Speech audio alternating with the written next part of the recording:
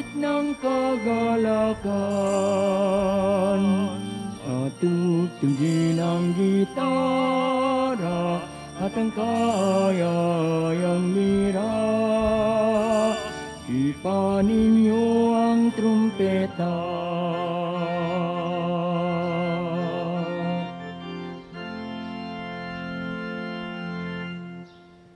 Magandang umaga po sa inyong lahat. Magandang umaga po, Father. Patuloy po ang ating pagdarasal sa lahat ng inyong mga intensyon, kasama ng intensyon ng mga nagpamisa ngayong umagang ito. Ganon din ang mga intensyon ng mga sumusubaybay sa atin sa pamamagitan ng ating FB Live, lalo na po yung ating mga overseas Filipino workers na sumusubaybay sa atin sa pamamagitan ng ating Facebook, YouTube, and TikTok accounts. Kasabay ng ating pagdarasal na yan, ating espesyal na ipinapanalangin kay Santo Padre Pio through his intercession, ang lahat ng mga may karamdaman at lahat ng mga may sakit. Hihilingin natin sa pamamagitan niya na nawa kasihan ng Diyos ang kanilang mga hiling na pagalingin sa kanilang sakit, hindi lamang sakit sa katawan, ganon din sakit sa puso, sakit sa isip, at lalo't higit ang pinakamalalim na sakit, sakit sa kaluluwa. Special prayer intention po para sa mga miyembro ng Basic Ecclesial Community of Immaculate Conception Parish, Quezon City, headed by Brother Alex Aguila. Simulan po natin ang pagdiriwang sa ngalan ng Ama, at ng Anak, at ng Espiritu Santo. Amen. Sumainyo ang Panginoon. At sumainyo rin. Mga kapatid, sa maraming pagkukulang natin, sa maraming beses nakapos tayo sa biyaya na makatugon sa paggawa, sa apanyaya na makagawa ng kabutihan na nagdadala sa atin sa kasalanan, ihingi natin ng tawad ang lahat ng ito. Inaamin ko sa makapangyarihang Diyos at sa inyo mga kapatid, na lubha akong nagkasala sa isip, sa salita at sa gawa, at sa aking pagkukulang. Kaya isinasamo ko sa mahal na Birheng Maria, sa lahat ng mga anghel at mga banal, at sa inyo mga kapatid, na ako'y panalangin sa Panginoong ating Diyos.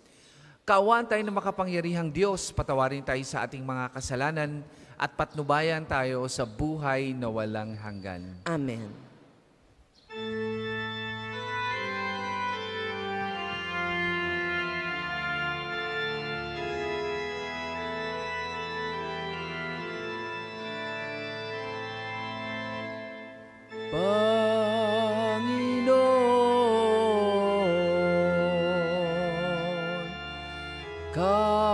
Kaawaan mo kami.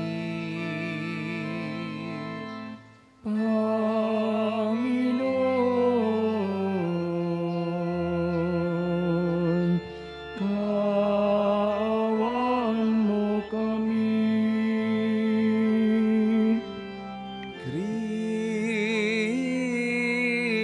Kristo, kaawaan mo kami. Kristo,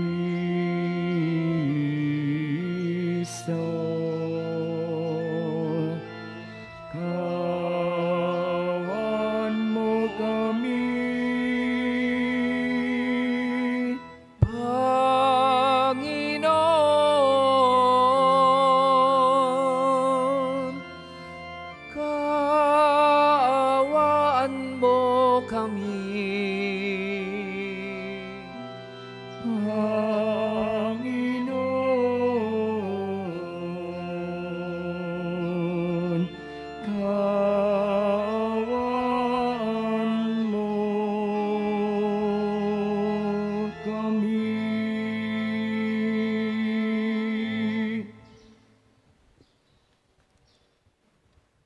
Manalangin tayo. Ama naming makapangyarihan, patawarin mo ang aming mga utang sapagkat kami hindi makababayad ng lubusan.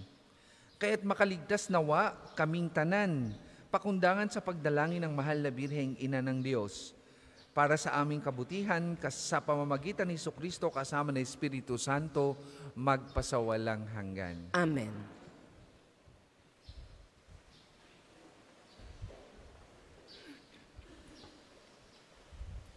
Pagbasa mula sa aklat ni Ruth. Si Elimelech, ang nasirang asawa ni Noemi, ay may isang kamag-anak na ang pangalay Booz. Mayaman ito at makapangyarihan. Isang araw, sinabi ni Ruth kay Noemi, "Pupunta po ako sa bukid at mamumulot ng mga uhay na naiiwan ng mga gumagapas. Doon ako sa may likuran ng sinumang papayag." Sumagot si Noemi, "Ikaw ang bahala, anak."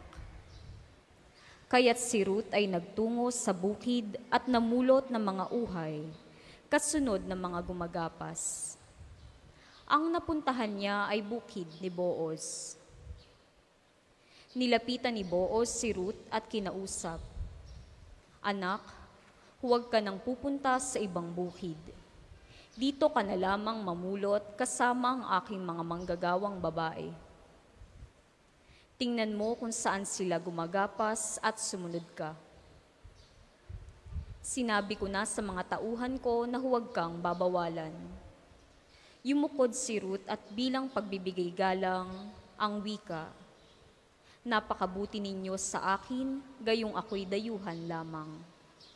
Sumagot si Booz, "Nabalitaan ko ang lahat ng ginawa mo sa iyong biyanan, mula nang mamatay ang iyong asawa. Alam ko ring iniwan mo ang iyong mga magulang at sariling bayan upang makipamayan sa isang lugar na wala kang kakilala." Napangasawa nga ni Booz si Ruth at inuwi sa kanyang tahanan. Sa kapanahunan, pinagkalooban sila ng Panginoon ng isang anak na lalaki.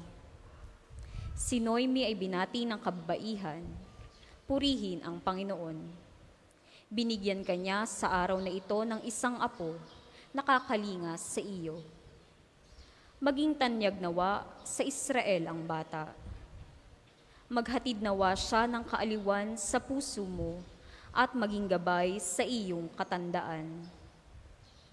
Ang mapagmahal mong manugang na nagsilang sa bata ay higit pa sa 7 anak na lalaki. Kinuha ni Noemi ang bata, magiliw na kinalong at inalagaang mabuti. Siya'y tinawag nilang Obed. Balanay sinabihan nilang nagkaapo ng lalaki si Noemi. Si Obed ang ama ni Hese, na ama ni David. Ang salita ng Diyos. Salamat sa Diyos. Salmong tugunan, siya'y laging pagpapalain kung ang poon ay susundin. Siya'y laging pagpapalain kung poon ay susundin. Mapalad ang bawat tao na sa Diyos ay may takot. Ang maalab na adhikay sumunod sa kanyang utos. Hindi siya magkukulang sa anumang kailangan. Ang buhay ay maligaya't uunlad ang kanyang buhay. Siya'y laging pagpapalain kung ang poon ay susundin. Sa tahanan, ang asaway parang ubas na mabunga. Bagong tanim na ulibo, sa may dulang ang anak niya. Siya'y laging pagpapalain kung ang poon ay susundin. Ang sinuman kung ang Diyos buong pusong susundin, buhay niya ay uunlad at laging pagpapalain. Mula sa Sion, pagpapala nawa ng Diyos ay tanggapin at makita habang buhay, pag-unlad ng Jerusalem. Siya'y laging pagpapalain kung ang poon ay susundin. Magsitayo po ang lahat.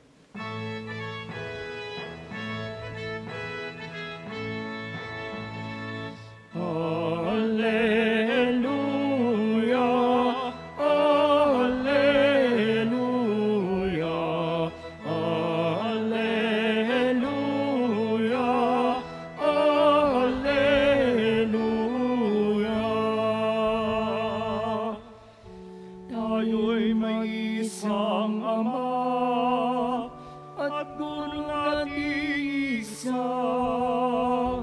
si Kristo na anak niya.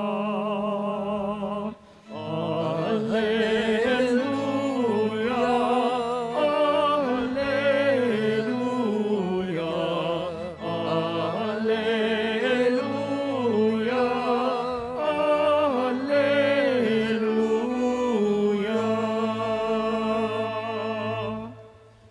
Sumainyo ang Panginoon. At sumainyo rin. Ang mabuting balita ng Panginoon ayon kay San Mateo. Papuri sa iyo, Panginoon. Nung panahong yun, sinabi ni Jesus sa mga tao at sa kanyang mga alagad, ang mga eskriba at ang mga pariseyo ang kinikilalang tagapagpaliwanag ng kautusan ni Moises. Kaya't gawin ninyo ang itinuturo nila at sundin ang kanilang iniuutos.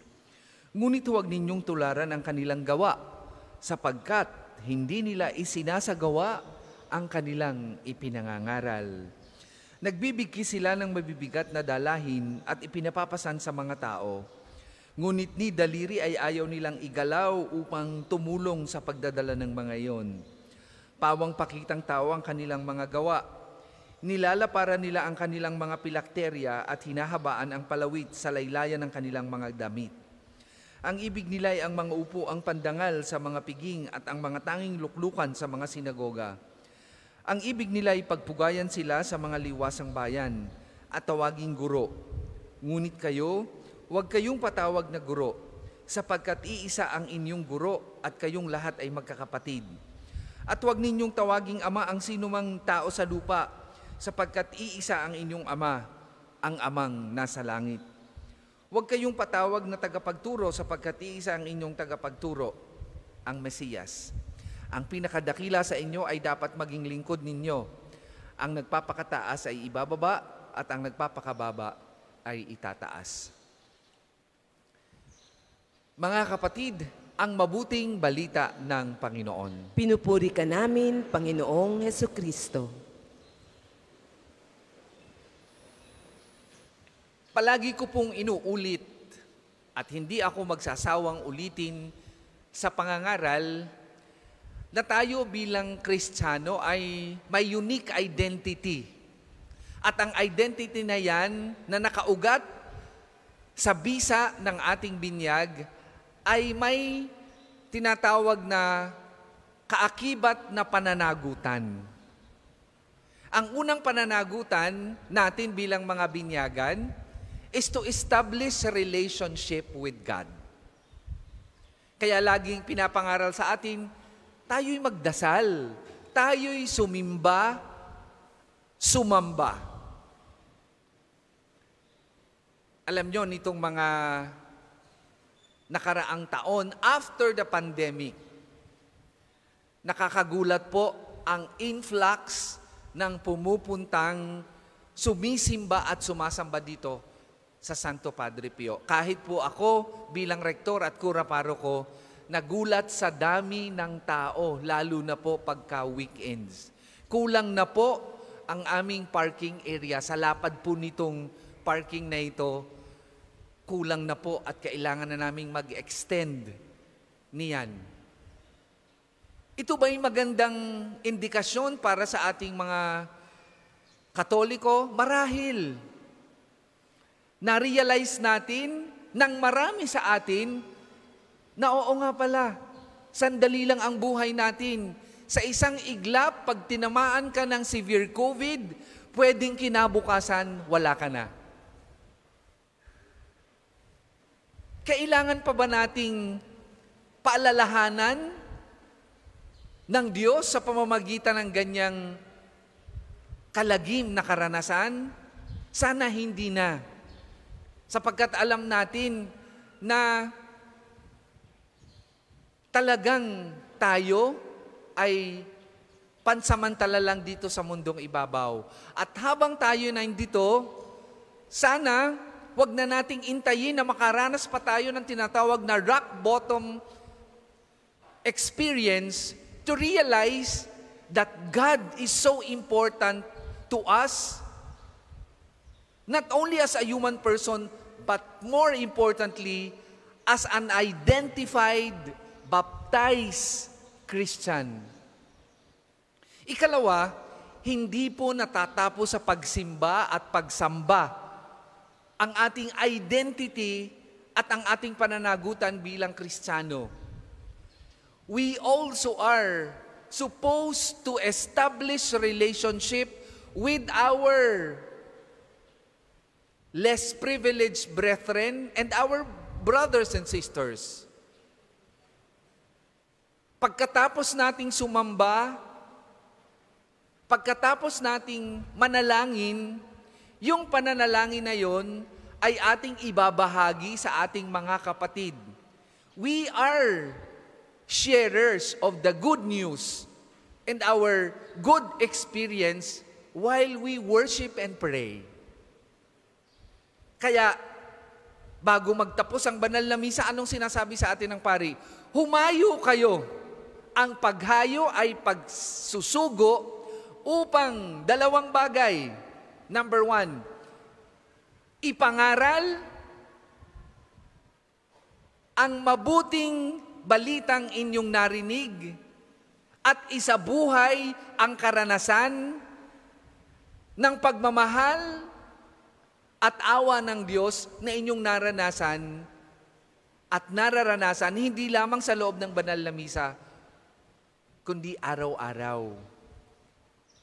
Yan pong tatlong yan na hindi pwedeng paghiwa-hiwalayin ang buod ng ating identity bilang Kristiyano. At yan pong tatlong yan na hindi pwedeng paghiwa-hiwalayin ang inaasahan sa atin ng inang simbahan. Laging sinasabi sa atin ng mga pagbasa na palaganapin ang kaharian ng Diyos habang narito pa sa lupa. And that kingdom of God is not an abstract idea. It is real. Yan ay totoo, real.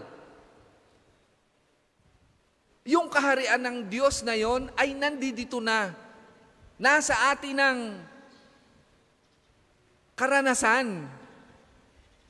At ang pagpapalaganap ng kaharian ng Diyos na yan ay may kaakibat na gawain at tayo ang magsisimula noon. Tayo ang inaasahan ng simbahan sa pamamagitan ng ating pagsamba, sa pamamagitan ng ating pagsasabuhay at pangangaral ng magandang turo at aral ni Kristo. Dito kulang ang mga Pariseo at Iskriba nung panahon ng ating Panginoong Hesus. Ang galing-galing nilang sasamba. Ang galing-galing nilang mangangaral at expert sila dyan. Pero kulang sa pagsasabuhay. Kasi external ang kanilang pamantayan ng pagsamba sa Diyos. Akala nila, pag sila'y nakapagbihis, banal, akala nila kapag sila'y nakapanalangin, tapos na ang kanilang gawain. Hindi. At ganyan ang paalaala sa atin ngayong umagang ito. Bilang binyagang Kristiyano, huwag nating iisipin na pagkatapos nating sumimba, na-fulfill na natin ang ating obligasyon bilang Kristiyano. Hindi. 1/3 pa lang ang ating nagagawa. Bagamat napakahalaga ng gawaing pagsamba at pagsimba, sasamahan natin yan ng pangangaral at pinakamahalaga ay pagsasabuhay. Huwag kayong magtataka kung ang inyong mga kasama sa buhay at ang inyong mga anak ay hindi man lang nakaala-alang manalangin o hindi man lamang nakaala-alang sumimba kung hindi ninyo ito ipinapakita. Kayo ang modelo. Di ba may kasabihan nga, kung ano ang ginagawa ng matanda, ay siyang tinutularan ng mga bata. Kaya kung hindi kayo nakikitang sumimba, at sasabihin niyo, aba, ay kayo naman ay gumising ng maaga at kayo sumimba, do not expect them to live in the concrete your pangangaral. Sapagkat Walang bisa ang isang pangangaral ng walang pagsasabuhay. Walang bisa ang isang pangangaral ng walang pagdadasal at kakakibat na pagbibigay ng magandang ihemplo. Kung sinasabi sa inyong mga anak, ninyo sa inyong mga anak, huwag kayong magsisinungaling, huwag kayong magnanakaw, huwag kayong mang-aapi ng inyong kapwa. Pero sa likod noon, ang ginagawa niyo naman ay kung ano ang inyong ipinapangaral. Huwag ninyong asahan na ang mga anak ninyo ay magiging mabuting bata sa kanilang paglaki. Lagi po nating tatandaan na tayo bilang Kristiyano ay hindi sapat at hindi pa natin napufulfill ng kompleto ang ating identity sa ating pangangaral lamang at pagdarasal. May kaakibat yang gawain. Let us lead and preach by example. Sa mga may panghandog na sobre, pakihulog na lamang po sa buslo.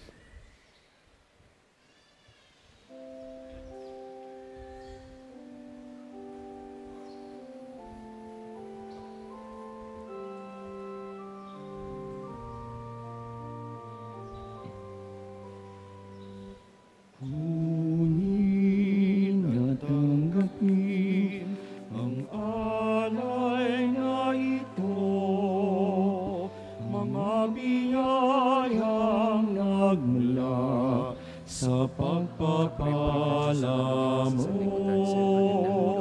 Tandaan ang bawat puso pagkat inibig mo. Ngayon'y nananalig, nagmamahal sa'yo.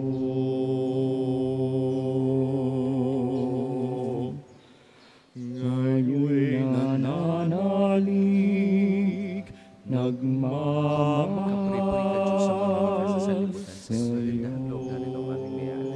Mula sa katasang sa tuwa ng aming pagawa, anak na ito parang inumin, nagbibigay ng iyong Espiritu.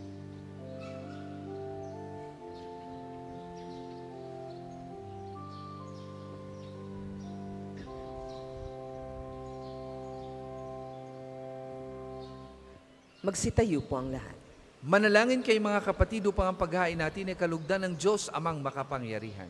Tanggapin nawa ng Panginoon itong paghahain sa iyong mga kamay, sa kapurihan niya at karangalan, sa ating kapakinabangan at sa buong sambayanan niyang banal.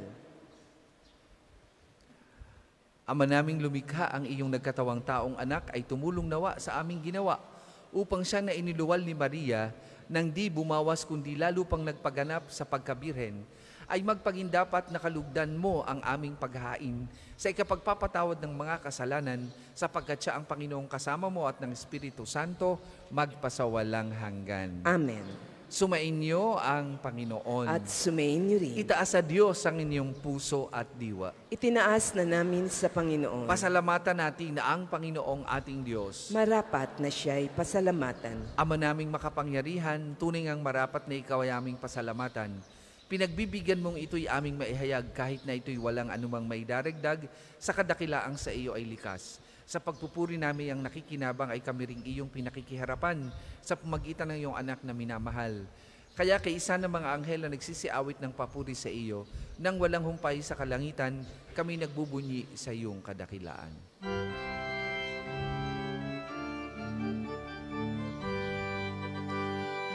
Banal ka pong may kapal, banal ang iyong pangalan, banal ang iyong kaharian, langit lupa'y nagpupugay sa iyong kadakilaan. Dinarakilan ang lahat, ang naparito mong anak, na siyang nagmulat sa bulag, sa pilaya'y nagpalakad, at nakiramay sa lahat. Kung hindi makaluluhod ay manatiling nakatayo ng may paggalang. Ama naming banal, ikaw ang bukal ng tanang kabanalan, kaya't sa magitan na iyong Espiritu gawin mong banal ang mga kaloob na ito, upang para sa aming maging katawan at dugo ng aming Panginoong Heso Kristo. Bago niya pinagtiis ang kusang loob na maging handog, hinawakan niyang tinapay, pinasalamatan kanya, pinaghati-hati niya yon, iniabot sa kanyang mga alagad at sinabi, "Tanggapin ninyong lahat ito at kanin, ito ang aking katawan na ihahandog para sa inyo."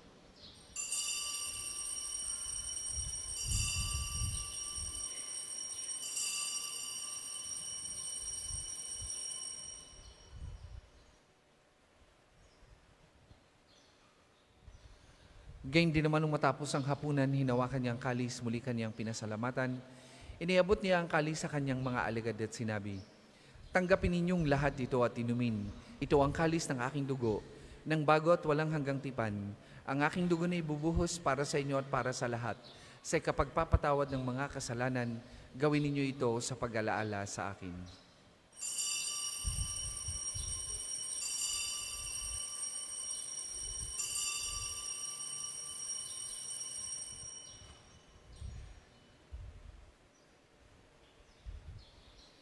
Ipagbunyi natin ang misteryo ng pananampalataya.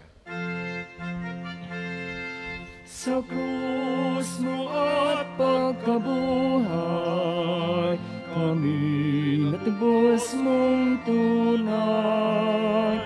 O Jesus naming mahal, iligtas mo kaming tanan, ngayon at magpakailanman, ngayon at magpakailanman.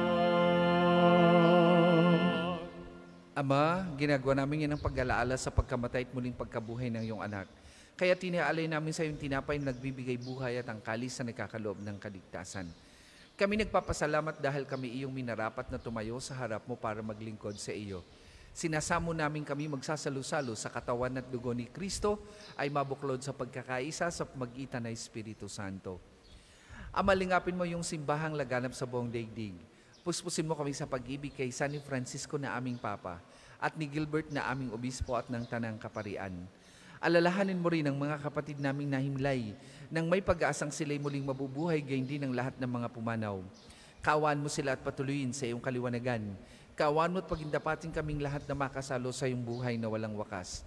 Kaisa ng mahal na Birheng Maria na Ina ng Diyos, ni San Jose na kanyang kalinis-linis ang esposo, kaisa ng mga apostol at ng lahat ng mga banal na namuhay dito sa daigdig ng kalugod-lugod sa iyo, may pagdiwang nawa namin ang pagpupuri sa kararangal mo sa magitan ng iyong anak na aming Panginoong Heso Kristo.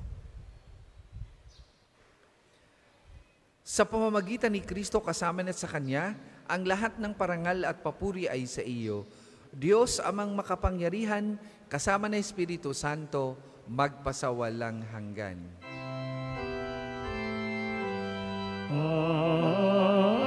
Amen, amen, amen, amen. Magsitayo po ang lahat. Sa tagubili ng manakagagaling na utos at turo ni Jesus na Panginoon natin at Diyos, ipahayag po natin ng lakas loob. Ama namin, sumasalangit ka, sambahin ang ngalan mo, mapasa amin ang kaharian mo, sundin ang loob mo dito sa lupa para nang sa langit. Bigyan mo kami ngayon ng aming kakanin sa araw-araw, at patawarin mo kami sa aming mga sala para ng pagpapatawad namin sa nagkakasala. sala sa amin. At huwag mo kaming ipahintulot sa tukso at iadya mo kami sa lahat ng masama. Hinihiling namin kami adya sa lahat ng masama, pagkalooban ng kapayapaan araw-araw, iligtas sa kasalanan at ilayo sa lahat ng kapahamakan. Samantalang aming pinalanabikan ang dakilang araw ng pagpapahayag ng tagapagligtas naming si Heso Kristo. Sapagkat inyo ang kaharian at ang kapangyarihan at ang kapurihan magpakailanman. Amen.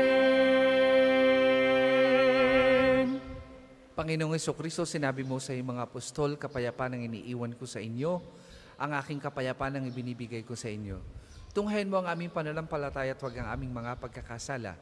Pagkalooban mo kami ng kapayapaan at pagkakaisa ayon sa iyong kalooban, kasama ng Espiritu Santo, magpasawalang hanggan. Amen. Ang kapayapaan ng Panginoon ay lagi pong sumainyong lahat. At sumayin niyo rin. Magbigayan po kayo at maghangad ng kapayapaan sa isa't isa.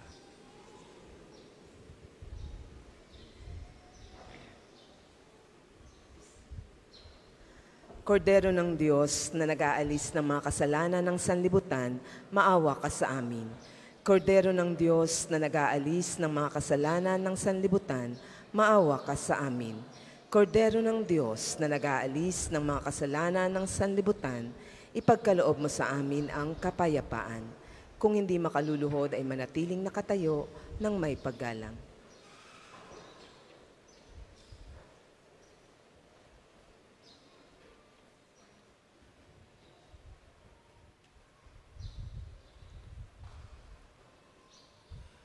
Mga kapatid, ito ang kordero ng Diyos. Ito ang nag-aalis ng mga kasalanan ng sanlibutan. Mapalad ang mga inaanyayahan sa kanyang banal na piging. Panginoon, hindi ako karapat-dapat na magpatuloy sa iyo, ngunit sa isang salita mo lamang ay gagaling na ako.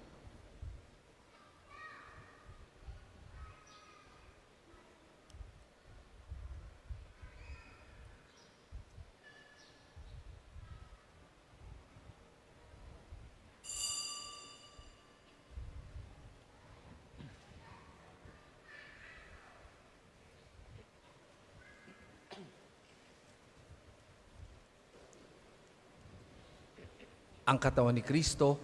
Amen.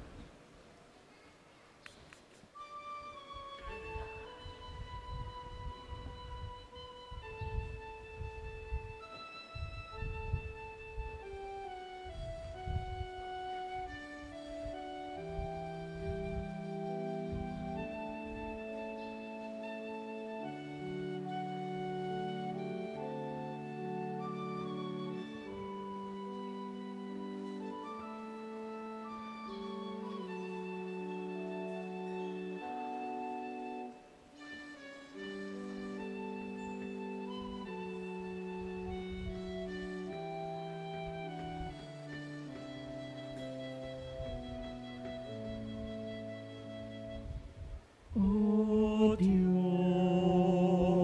Ikaw ang laging hanap. Loob ko'y Ikaw ang tanging hangad. Nauuhaw akong parang tikang na lupa sa tubig ng iyong pag-aaruga.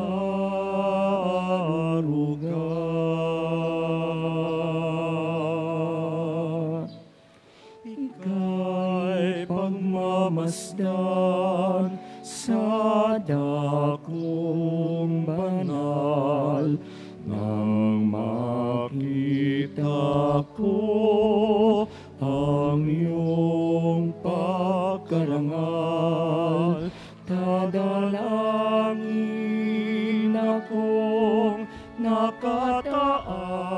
nasa aking kamay, magagalak na awit ng papuring ialay.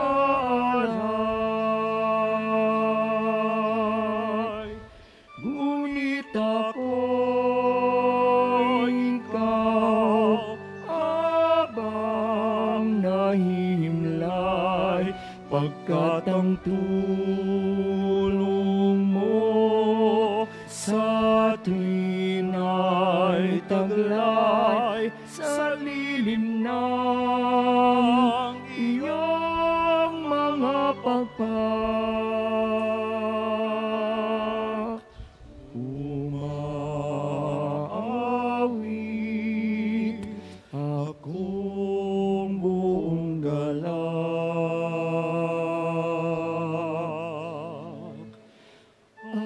aking kaluluwa'y kumakapit sa'yo, kaligtasan tiyak kung hawak mo ako. Magdiriwang ang hari, ang Diyos siyang dahilan, ang sa iyo ay nangako, kalakyaong makakamtan. Ngunit ako'y ikaw habang nahihimlay, pagkat ang tulong mo sa tuwin ay taglay sa lilim ng iyong mga pagpak. Umaawit akong buong galak.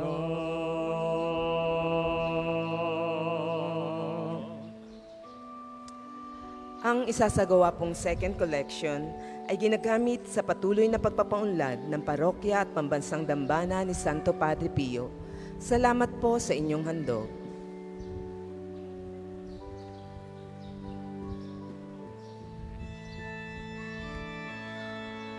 Ngunit ako'y ikaw habang nahihimlay, pagkat ang tulong mo sa tuwin ay taglay sa lilim ng iyong mga pagpak. Umawit,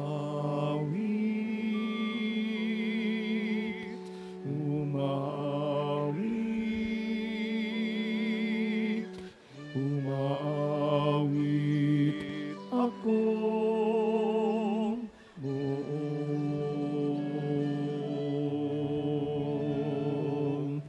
galak.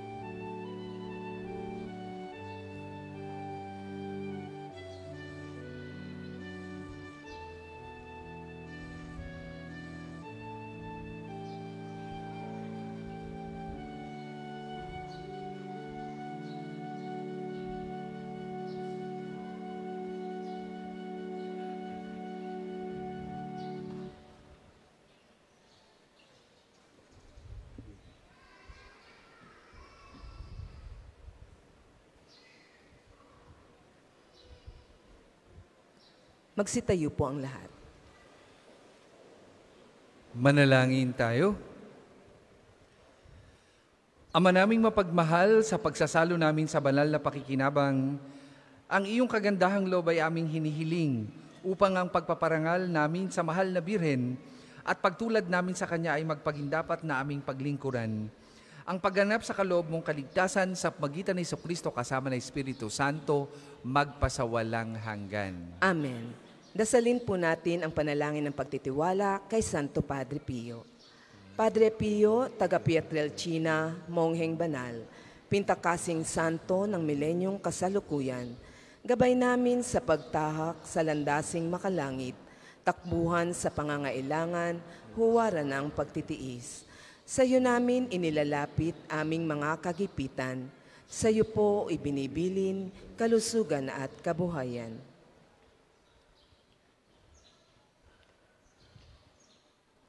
Di man karapat-dapat, kami po ay pagbigyan, bendisyonan at basbasan, maging ganap sa buhay.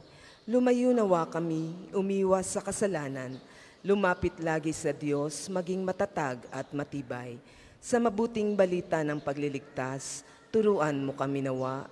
Sa tuwina ay makinig, magnilay at sumampalataya. Amin pong pakiusap itong mga kahilingan. Puso ay nagsisisi, nagtitikang taimtiman. Di na muling magkasala. Sunod lagi sa Diyos Amang, kaisa ng Espiritu at ni Jesus na tagapamagitan. Amen. Magsiupo muna po ang lahat para sa mga patalastas. Una, sa inyong pagdalaw sa pambansang dambana, mangyaring pakaingatan ang inyong mga personal na gamit. Hangad namin ang isang matiwasay at maayos na pagbisita sa National Shrine. Ikalawa, ipinaalam po namin mula sa main arch entrance, tayo ay may mga malalaking safe and free parking dito sa loob ng pambansang dambana. Ikatlo, panatilihin po natin ang kalinisan sa loob at labas ng simbahan.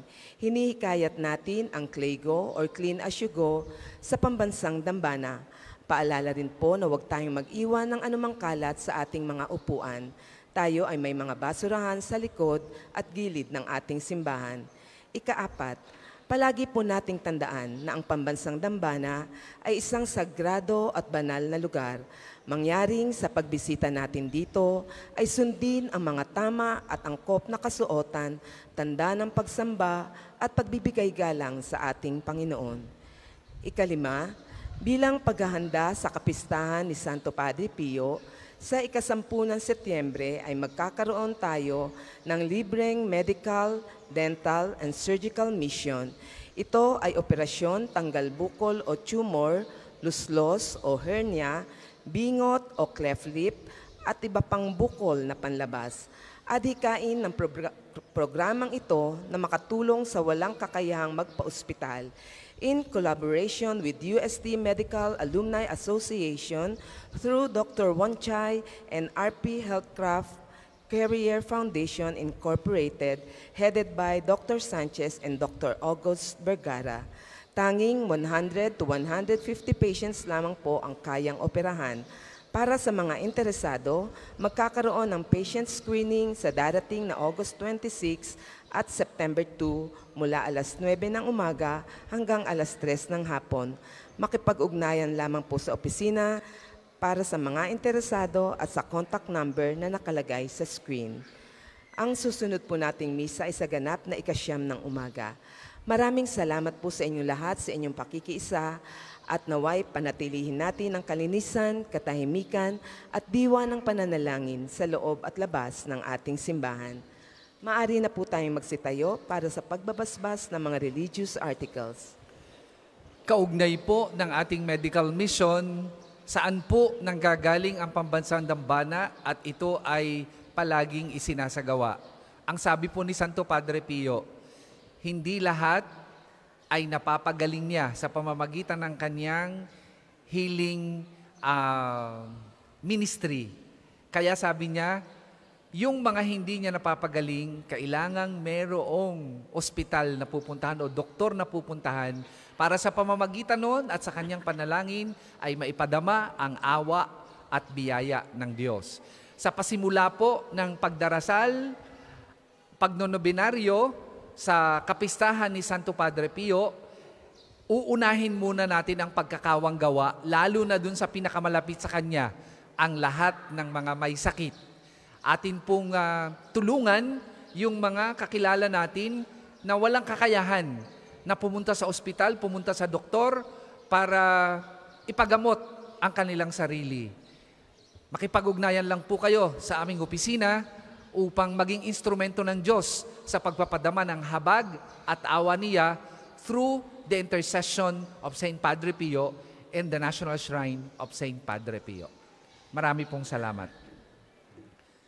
Mga kapatid, manalangin tayo sa Diyos amang makapangyarihan upang tayo maging kawangis ni Kristo sa taimtim na pagdalangin sa tulong ng mga larawan at mga dasalan. O Panginoong Diyos, Ikaw ang bukal ng lahat ng pagpapala at biyaya.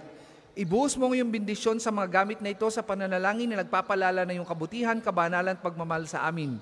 Upang lahat na dumulog at magdasal gamit ang mga ito ay magtamo ng iyong awa at biyaya. Lobin mong tularan nila ang kabanalan at aral ng Panginoon at mga santo magpasawalang hanggan. Amen. Ama namin, Sumasalangit ka, sambahin ang ngalan mo, mapasa amin ang kaharian mo, sundin ang loob mo dito sa lupa para nang sa langit. Bigyan mo kami ngayon ng aming kakanin sa araw-araw at patawarin mo kami sa aming mga sala para nang pagpapatawad namin sa nagkakasala sa amin. At huwag mo kaming ipahintulot sa tukso at iadya mo kami sa lahat ng masama. Amen. Aba, Ginoong Maria, napupuno ka ng grasya, ang Panginoong Diyos ay sumasa iyo. Bukod kang pinagpala sa babaeng lahat, at pinagpala naman ang iyong anak na si Jesus. Santa Maria, Ina ng Diyos, ipanalangin mo kaming makasalanan, ngayon at kung kami mamamatay. Amen. Luwalhati sa Ama, sa Anak, at sa Espiritu Santo, kapara nung una, ngayon, at magpasawalang hanggan. Amen. Ama namin, sumasalangit ka, sambahin ang ngalan mo. Mapasa amin ang kaharian mo, sundin ang loob mo dito sa lupa para nang sa langit. Bigyan mo kami ngayon ng aming kakanin sa araw-araw at patawarin mo kami sa aming mga sala para nang pagpapatawad namin sa nagkakasala sa amin. At huwag mo kaming ipahintulot sa tukso at iadya mo kami sa lahat ng masama. Amen. Luwalhati sa Ama, sa Anak, at sa Espiritu Santo, kapara nung una, ngayon, at magpasawalang hanggan. Amen. sumainyo ang Panginoon At sumainyo rin. at pagpalain kayo ng makapangyarihang Diyos, Ama, Anak, at Espiritu Santo. Amen. Tapos na po ang ating pagdiriwang, humayo kayong mapayapa. Salamat sa Diyos.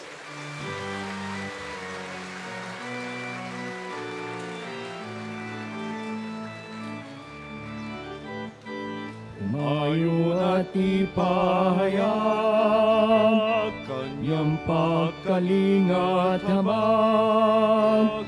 Isa buhay, pag-ibig at katarungan, tanda ng kanyang kaharian.